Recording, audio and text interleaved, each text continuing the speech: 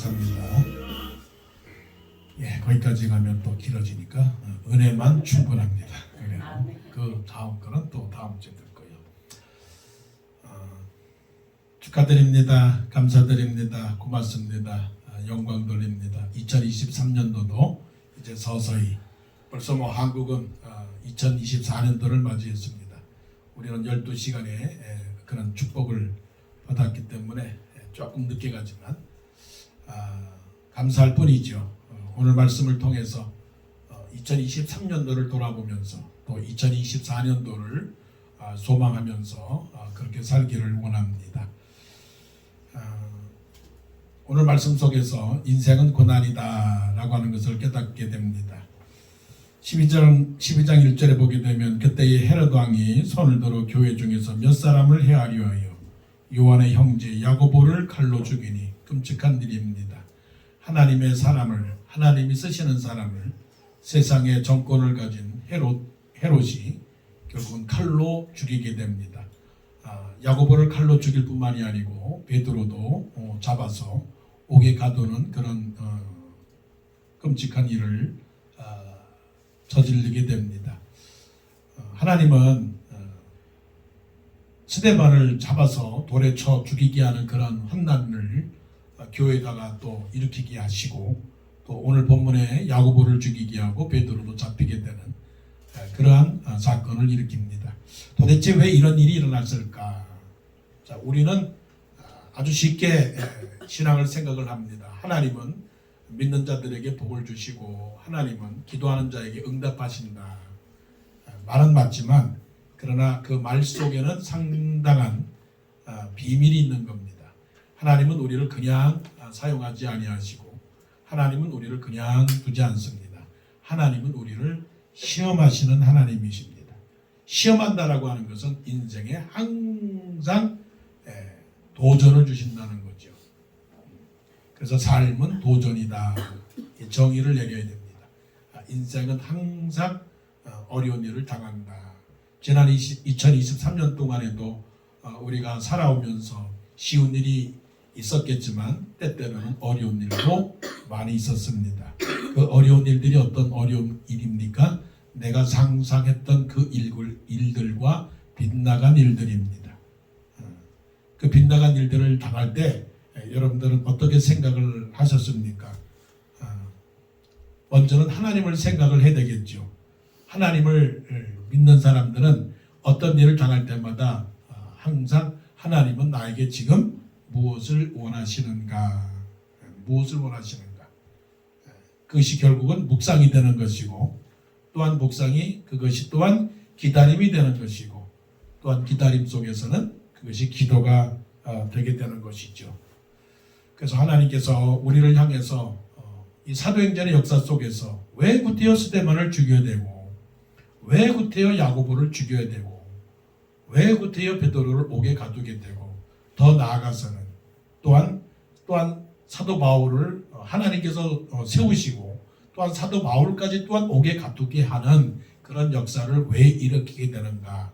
전체적으로 보게 되면 그것이 바로 하나님 나라의 완성입니다. 하나님의 나라의 완성은 결국은 하나님의 영광이죠. 하나님의 영광이 사람을 죽이고, 하나님의 영광이 사람이 힘들게 하고, 하나님의 영광이 인생에 고통을 주면서까지 하나님의 영광을 받으시는가? 그 비밀이 어디 있는가? 그건 우리는 모르죠. 왜? 우리는 하나님의 그 깊은 뜻을 헤아려 알기에는 너무나 부족하기 때문에 그렇습니다. 조그만 새양지가 쥐가 호랑이의 뜻을 알겠어요? 우리가 늘 흔히 하는 말 있잖아요. 참새가 어찌 봉황의 뜻을 깨달을 수 있습니까? 자, 우리가 누굽니까? 우리는 하나님의 만든 피조물에 불과합니다. 피조물이 어떻게 하나님을 알겠어요? 그래서 잠언에서도 말씀하시기를 마음의 경영은 사람에게 있어도 말의 응답은 누구에게서 나온다고요? 여호와에게서로다. 비록 2023년도에 내가 생각했던 길들과 내가 생각했던 꿈들과 내가 기도했던 기도의 제목들과 내가 바랬던 일들이 설령 이루어지지 않는다 할지라도 그 모든 것 속에서는 뭐가 있습니까? 하나님의 뜻과 계획이 있다는 사실을 깨닫고, 물론 2024년도가 다시 우리에게 온다 할지라도 상황은 변하지는 않습니다. 날마다 연속입니다. 2023년도는 까만색이고 2024년도는 아주 핑크빛이다, 새하얀 것이다, 그렇지는 않죠. 날마다 해가 갈수록 나이가 먹을수록 삶은 도전이지만 그 도전 속에서 하나님을 생각하고 하나님의 뜻을 깨닫고 찾아갈 때에 바로 하나님께서 나를 강하게 하시고 나를 훌륭하게 하시고 나를 성숙하게 하시고 아름답게 하시는 것이구나 하는 것을 깨달아야 됩니다.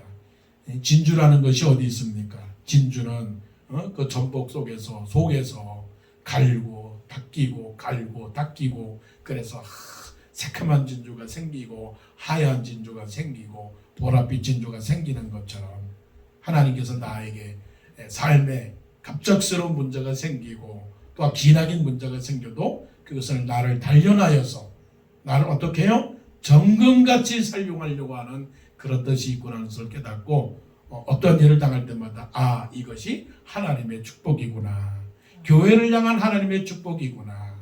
작은 교회에서 큰 교회로, 예루살렘 교회에서 안디옥 교회로, 안디옥 교회에서 유럽 교회로, 유럽 교회에서 세계 교회로 만들고자 하는 하나님의 뜻이구나. 그래서 야고보를 죽였구나, 그래서 베드로를 옥에 가뒀구나 하는 그런 큰 뜻을 깨닫기를 원합니다. 이러한 하나님의 계획 속에서 너무나 작은 그림을 보게 되는데 3절을 보세요. 자, 2절을 보게 되면 요한의 형제 야고보를 칼로 죽이게 되는데 슬픈 일인데요. 3절에 보니까 유대인들이 이 일을 기뻐하는 것을 보고, 이럴 수가 있습니까? 사람은 죽어가는데 어떤 사람들은 그것을 보고 기뻐했다. 이게 말이나 됩니까? 이게 세상의 어둠과 빛입니다. 세상을 살아가는 지혜가 여기 있는 겁니다. 내가 기뻐할 때 다른 사람은 슬퍼한다. 반대로 다른 사람이 슬퍼할 때 어떤 사람들은 기뻐한다. 이 구도가 어떤 구도입니까? 사단이 만들어 놓은 구도입니다. 하나님은 아벨의 제사를 받으시는데, 그러나 아벨의 제사를 받으시는 가운데에 가인은 마음속에 어때요? 분노가 일어난 거예요. 살인이 일어난 거예요. 이 세상의 문제가 바로 대립과 경쟁의 관계입니다. 그러니까 착각하면 안 됩니다. 무슨 착각이요? 모든 사람들이 나를 사랑해 주는구나. 그 착각하면 안 됩니다. 그리고 또한 그 착각 속에 또 다른 착각하면 안 됩니다. 모든 사람들이 나를 미워하는구나. 그래서 나는 필요 없는 사람이구나. 그렇지는 않습니다. 모든 사람들이 나를 사랑해 주구나 하는 마음으로 교만해지면 안 되고요. 모든 사람들이 나를 미워하는구나 하는 마음으로 절망하면 안 됩니다. 아니, 야고보가 죽는데 어떻게 해야 됩니까? 위로해 줘야죠. 슬픈 일을 당할 때 위로를 해줘야 되는데, 오히려 유대인들은 야고보가 죽었으니 잘 됐다, 박수를 치고 있습니다. 이것이 오늘날의 그런 세상이죠. 그래서 삶은 경쟁입니다. 삶은 다툼이고요. 삶은 대립입니다. 우리 속에 항상 미움과 다툼과 시기와 질투가 있습니다. 세상 어디에 가도 이것은 항상 있는 겁니다. 미국도 그렇고요, 한국도 그렇고요. 한번 TV를 켜거나 신문을 보십시오. 어떤 뉴스가 나옵니까? 서로가 서로를 경쟁하는 그런 문제가 있는 것이죠. 그래서 이 세상의 문제는 먹고 마시는 문제도 있겠지만 제일 중요한 이 세상의 문제는 평화의 문제입니다. 유대인들이 왜 야고보가 죽는 것을 좋아했어요? 유대인들의 전통을 야고보라고 하는 사람이 대표가 되어서 자기네 전통을 위협하고 있는 겁니다. 신앙과 이념과 지식과 습관과 간섭과 문화, 이 모든 전통 이것을 갖다가 야고보라고 하는 사람, 곧 예수 그리스도를 부인하는 유대인들이 예수 그리스도를 구세주로 인정하는 야고보의 그 모든 무리들을 싫어한 겁니다. 그러니까 유대인들의 입장에서 볼 때는 야고보의 모든 사람들이 다 죽어야 되는 상황 속에서 야고보가 죽었으니 잘했다라고 기뻐하는 겁니다. 이 세상의 문제는 무슨 문제예요? 평화의 문제입니다. 그래서 예수님이 이 땅에 오신 겁니다. 하나님이 기뻐하심을 입은 사람들 중에 평화로다라고 하는 그 평화가 어떤 평화입니까? 사람들 중에 평화예요. 그 평화는 전쟁이 없는 평화. 그 평화는 먹고 사는 문제에 대해서 아무것도 다투지 아니하고 감사하는 마음으로 누리는 평안이에요. 예수님이 이 땅에 평화로 오셨다는 것은 싸우지 마라. 그리고 만족하며 살아라. 감사하며 살아라. 평안하여라. 우리가 예배 전에 복음성가 부르듯이 우리에게 평화를 주시고 우리에게 평안을 주시는 그분이 누구냐? 예수 그리스도시죠. 그래서 모든 세상의 인류들이 구해야 할 것은 경제도 아니고요. 문화도 아니고요. 교육도 아니고요. 건축도 아니고요. 이 세상의 길은 어디에 있는 겁니까? 예수 그리스도의 평화가 이 세상에 와야 된다고요. 그래서 그런 우리의 평화이신지라 둘로 하나를 만드사 중간에 막힌 담을 허시고 자기 육체로 막힌 담을 허셨다라고 말씀을 하는 거죠. 그래서 우리가 해야 할 일이 있는 겁니다. 사람이 모인 곳에 뭐가 있어요? 싸움이 있습니다. 사람이 모이는 곳에 적대감이 있는 곳이고요. 그것을 오늘날 이 모든 세상 속에서 우리가 찾아보고 있는 현상이 아닙니까? 민족과 민족이 싸우고 나라가 나라를 상대하고 한쪽이 웃으면 한쪽이 울고 마치 운동 경기와 같은 것이고 마치 이것은 전쟁과 같은 것인데 우리는 이런 상황을 보시고 지난 한 해 동안도 나는 얼마나 평화를 이루며 살았는가, 나는 얼마나 웃고 얼마나 울었는가. 우는 사람 앞에서는 울고 웃는 사람 앞에서는 얼마나 웃었는가. 그런데 꼭 반대로 사는 우리의 모습을 보게 되는 거죠. 우는 사람 앞에서는 웃고 또 웃는 사람 앞에서는 울고. 그래서 제일 어려운 거는 웃는 사람 앞에서 같이 우는 게 제일 어려워요. 어려워.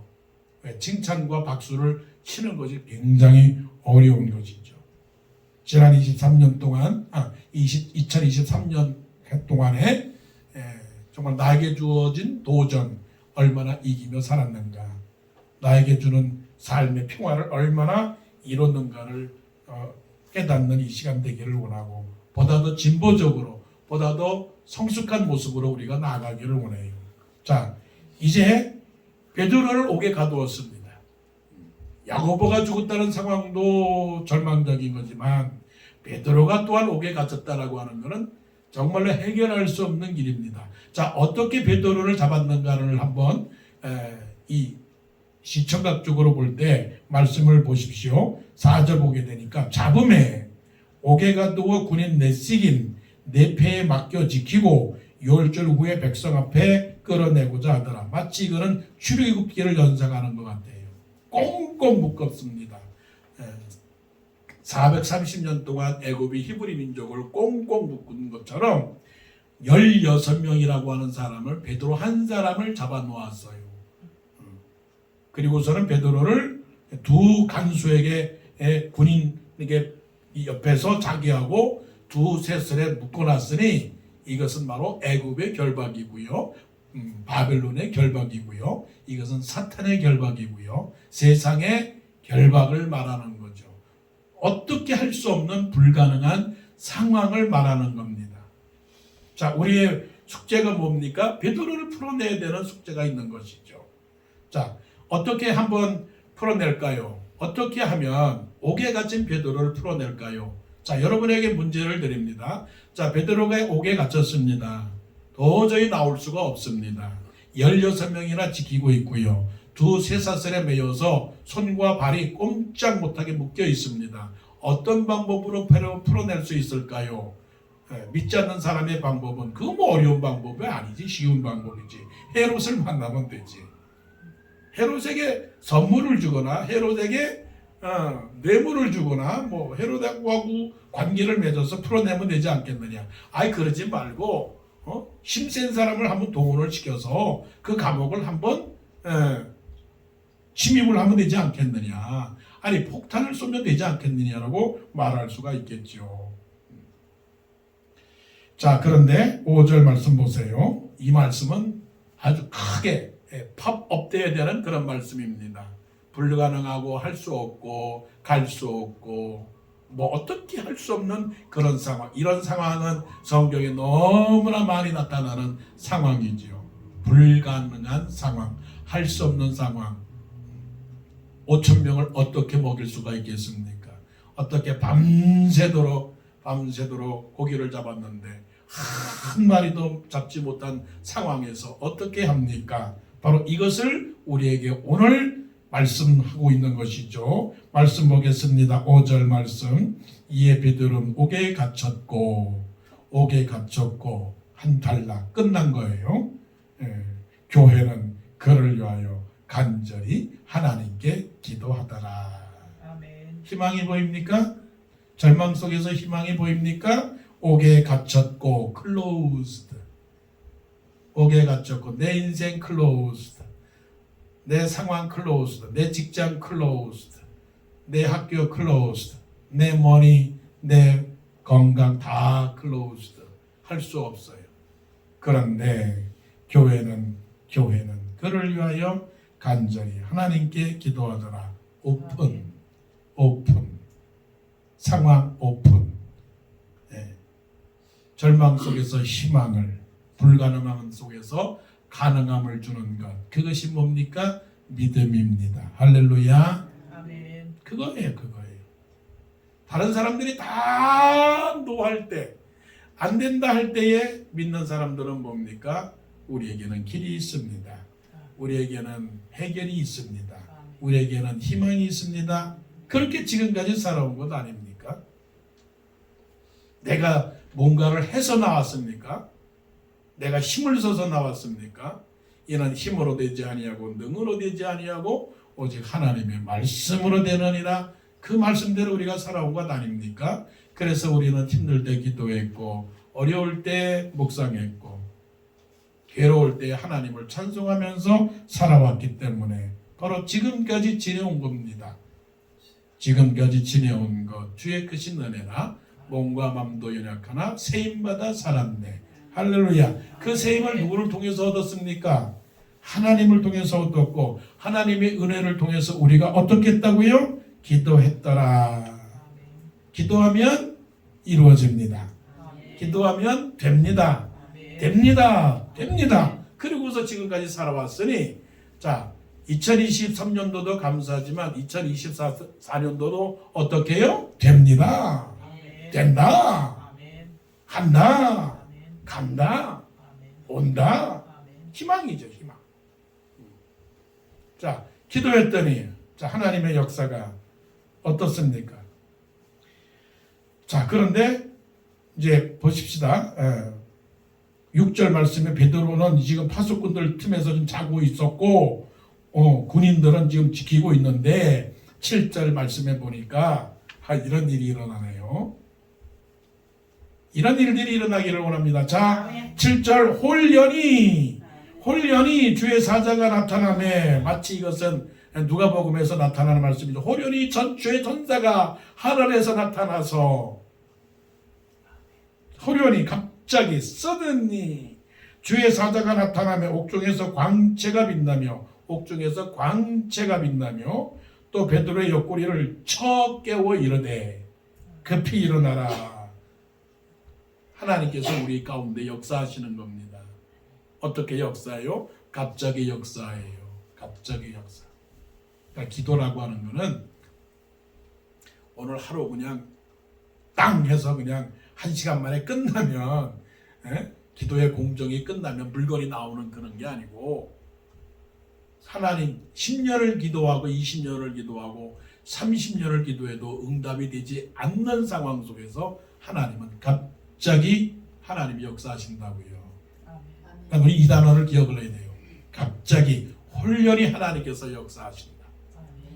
애굽에 있는 그 히브리 민족이 430년 동안 기도하고 기도했는데, 아니 100년이 가도 200년이 가도 300년이 가도 안에 400년이 가도 400년이 가도 문이 열리지 않았는데, 430년 지나니까 하나님께서 모세를 통하여 바로에게 가서 내 백성을 나가게 하라고 해서 백성들로 하여금 다 아침 보따리를 챙기게 해서 나가게 한 이 사실을 볼 때 하나님은 어떻게 역사해요?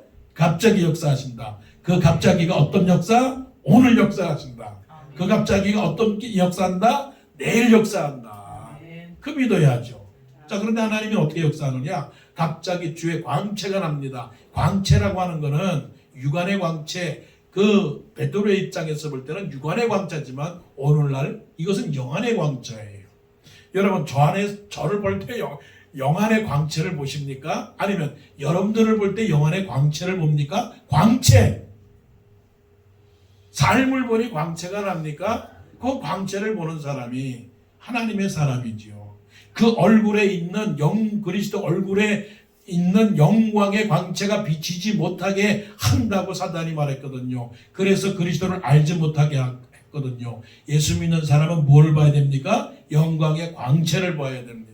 교회를 보면 영광의 광채, 하나님의 사람들을 보면 영광의 광채, 말씀을 보면 영광의 광채, 찬양하면 영광의 광채, 기도하면 영광의 광채를 내 몸에서, 내 마음에서, 눈에서 볼 수 있는 그런 일이 일어나야 되겠죠.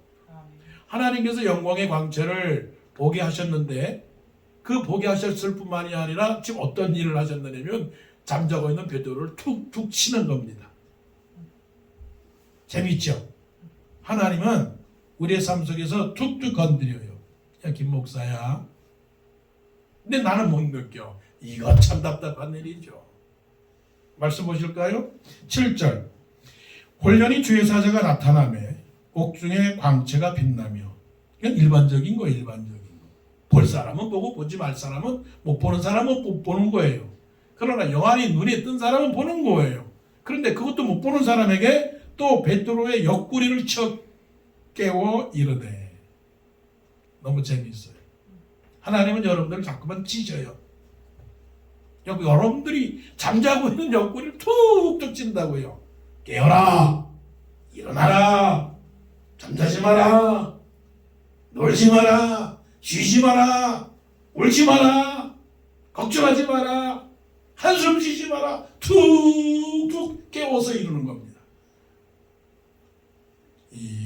일어나 걸어라, 내가 새 힘을 주리니. 하나님이 자꾸만 깨워요. 그런데 감각 없는 자가 되어서 그거를 무디어서 느낌이 없어서 깨닫지를 못해요. 베드로의 옆구리를 쳐 깨워 이르되 급히 일어나라 하니 쇠사슬이 그 손에서 벗어지더라. 그리고 천사가 이르되 띠를 띠고 신을 신으라. 이게 출애굽의 상황이죠. 출애굽의 상황이에요. 출애굽의 상황인 신약에서 베드로가 지금 옥에 갇힌 상황에서 주는 평화, 막힌 담을 하시고 우리에게 평화를 주신 것처럼 애굽의 모든 바로의 쇠사슬을 꺾어버리고 베드로에게 묻혀진 두 쇠사슬을 꺾어버리고 베드로를 쳐서 빨리 일어나, 신을 신으라. 이스라엘 백성들에게 급히 일어나, 빨리 도망가라고 말씀하셨던 그 애굽 백성들처럼 베드로에게도 뭐라고요? 신을 신으라. 삶의 환경에서 벗어나라. 걱정에서 벗어나라. 띠를 띠고 일어나라. 일어나기를 원합니다. 도망치기를 원합니다. 탈출하기를 원합니다. 해방되기를 원합니다. 걱정과 근심과 눈물과 탄식과 염려와 불안과 초조와 긴장과 당황과 울음 속에서 벗어나기를 원합니다. 하나님이 칩니다. 지금 얼마나 감사한 일이에요. 치는 그런 모든 과정은 여러 가지죠. 말씀으로 옆구리를 치시기도 하고 사건으로 치시기도 하고 사업으로 치시기도 하고 누구의 권면으로 인하여 치시기도 하시고 찬송을 통하여 묵상을 통하여 여러 가지를 통하여 나를 치시죠. 이런 하나님의 옆구리를 치는 것을 통해서 내가 정신 바짝 들어서 하나님께서 원하시는 일들을 깨닫고 행하기를 원합니다. 아멘. 자, 베드로가 이제 옥에서 나옵니다. 베드로 자신도 이게 뭐냐 잘 몰랐다가 결국은 나중에는 하나님께서 하시는 일이구나 하는 것을 깨닫죠. 자, 그런데 이제 마지막은 뭐냐면 믿음과 삶 속에서 이중성을 발견하는 거예요. 뭐냐면 자, 말씀 5절에서 보게 되면 5절에 베드로는 옥에 갇혔고 교회는 그를 위하여 간절히 하나님께 기도하더라. 이 간절히가 어떤 간절인지를 모를 정도로 오늘 본문 상황이 지금 벌어지고 있는 겁니다. 베드로가 나왔습니다. 베드로가 나와서 누구네 집에 갑니까? 마가라고 하는 요한의 어머니 마리아의 집, 거기에 지금 방문하는 겁니다. 아니, 갈 곳이 없어서 어디를 갔느냐? 마가라는 12절, 마가라는 요한의 어머니 마리아의 집에 가니 여러 사람이 거기에 모여 기도하고 있더라. 교회죠, 교회. 교회예요, 교회. 내가 교회고 네가 교회고 우리가 교회고 모여있는 것이 뭡니까? 교회입니다. 건물도 교회지만 모여있는 우리가 교회예요. 근데 그 교회가 모여서 어떻게 했습니까? 간절히 기도했습니다. 상상을 해보세요. 간절히 기도했다라고 하는 건 어떤 겁니까? 눈물 지으며 소리치며 손을 들며 몸을 흔들며 한 소리로 크게 부르짖은 겁니다. 뭐라고 기도했습니까? 베드로 사도를 살려주십시오. 베드로 사도를 살려주십시오. 믿습니다. 아멘. 믿습니다 했어요. 믿습니다. 우리가 그렇게 살거든요. 될 줄로 믿습니다. 하나님이 하실 줄로 믿습니다. 하나님이 내 인생에 축복해 줄 줄로 믿습니다. 믿습니다. 그렇게 살고 있잖아요. 그런데 베드로가 이제 그 마리아의 집에 마가라고 하는 그 마리아의 집에 어머니 마리아의 집에 들어가서 문을 두드렸어요. 대답을 안 해요. 계속 두드렸습니다. 대답을 안 해요. 계속 두드렸습니다. 대답을 안 해요. 여기서도 우리가 힌트를 얻는 거 있어요. 사람 한 번 두드려서 문이 안 열려요. 전도 한 번 해서 안 열려요. 우리는 그걸 착각을 하고 있단 말이에요. 물건을 파는 것도 한 번 해서 팔리나요? 안 팔려요. 여러분, 스팸 전화가 얼마나 오는지 몰라요. 하루에도 10번, 100번 막 와요. 그러다가 우리는 어떻게 무시합니다. 그런데요, 무시하다가도 왠지 모르게 갑자기 궁금한 생각이 들어서 탁 전화 받으면 역시나 그 전화가 스팸 전화예요. 그런데 우리는 그러잖아요. 그 어리석은 전화를 왜 받고 왜 그렇게 보이스 피싱에 당하느냐? 그런데 그게 걸리는 거예요. 야, 신기하죠? 그게 걸리는 거예요. 베드로가 본문 말씀에 뭐라고 말하냐면 말씀에 자 12절 13절 베드로가 대문을 두드리는데 그 전에 13절입니다. 베드로가 대문을 두드리는데 로데라 하는 여자아이가 영접하러 나왔다가 베드로의 음성을 줄 알고 기뻐하여 문을 미처 열지 못하고 계속 13절 베드로가 대문을 두드린다라고 하는 그 대문을 두드린다라고 하는 것은 계속 대문을 두드렸다라고 하는 거죠. 그러니까 계속적인 노력과 훈련이 우리에게 필요한 거죠. 끊임없는 그 중단 없는 쉼 없는 그런 거. 자, 그런데 이제 로데라고 하는 사람이 바깥에서 베드로가 문을 열어달라고 하는 음성을 듣고 로데라고 하는 그 여자아이가 저분은 베드로의 음성이구나 하는 것을 알았단 말이죠. 알았어요. 그러니까 이 로데라고 하는 여자아이는 베드로의 사도의 음성까지 들었으니 얼마나 베드로 사도를 사랑하고 귀하게 여긴 줄 알겠죠. 이제부터입니다. 자, 들어가서 모여있는 사람들한테 가서 말합니다. 뭐라고 말한다냐면 베드로가 사도가 왔습니다. 베드로가 문 앞에 왔습니다. 베드로가 풀려났습니다. 베드로가 여기 왔습니다. 라고 기쁜 소식을 알려주니까 15절에 그들이 말하되 네가 미쳤다. 그러니까 솔직히 말한다면 우리는 그러죠. 네가 미쳤구나. 사실은 내가 미친 거예요. 네가 바보구나. 아니요. 내가 바보예요. 네가 어리석구나. 아니요. 내가 어리석은 거예요. 오늘 이 시간 이런 모습을 우리 자신이 발견하기를 원해요. 너나 잘하세요? 아니요. 내가 잘해야 되는 거예요. 뭐하러 기도합니까? 그렇게. 이게 이중성이죠. 믿음과 삶의 이중성. 조심해야 되는 거예요. 그래서 말씀을 전하는 사람도 조심해야 되고, 말씀을 듣는 사람도 조심해야 되고, 교회 가는 사람도 조심해야 되고, 말씀을 암송하는 사람도 조심해야 되고, 말씀을 기록하는 사람도 조심해야 돼요. 굉장히 조심해야 돼요. 믿는 사람이라고 말하는 그 자체도 조심을 해야 돼요. 내가 목사라고 하는 자체도 남한테 말할 때는 조심해야 되는 거예요. 왜요? 이중성이니까. 그렇게 간절히 기도하면서도 베드로가 살아나왔다라고 하니까 네가 미쳤다.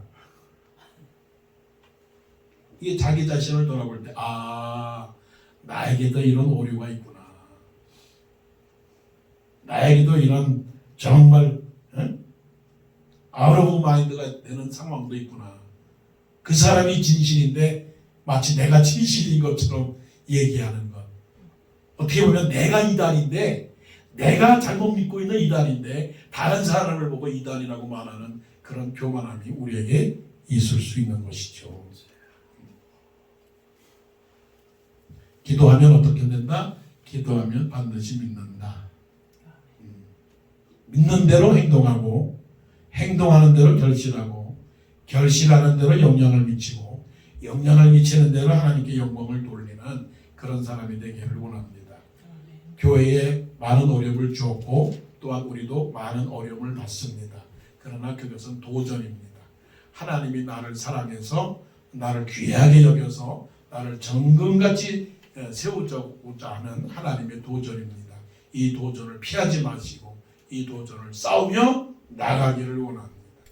이기기를 원합니다. 감사하기를 원합니다. 그리고 사는 동안에 평화를 이루시기를 원합니다. 내가 서 있는 곳에 평화를 주고, 내가 서 있는 곳에 문제가 해결되고, 오히려 내가 있기 때문에 문제가 생기는 것이 아니라 어둠이 있는 곳에 광명을, 분리가 있는 곳에 일치를, 싸움이 있는 곳에 평화를 주는 그런 사람. 문제 해결은 기도밖에 없구나. 기도로 해결하고, 기도로 이겨나가고, 기도하면 반드시 하나님께서 주신다라고 하는 믿음으로 살아갈 때 2023년도를 돌아보면서 이렇게 살았는가? 그렇게 살지 못했다면 2024년도에는 이렇게 살아야 되겠구나. 하루 차이죠, 사실은. 하루 차이가 큰 변화를 만들어내겠어요. 하지만 마음의 각오와 결심, 신앙으로 승리해야 되겠다. 믿음으로 이겨나가야 되겠다. 하나님께 영광을 돌려야 되겠구나. 그런 삶으로 살아가기를 간절히 원합니다. 아멘. 기도드리겠습니다.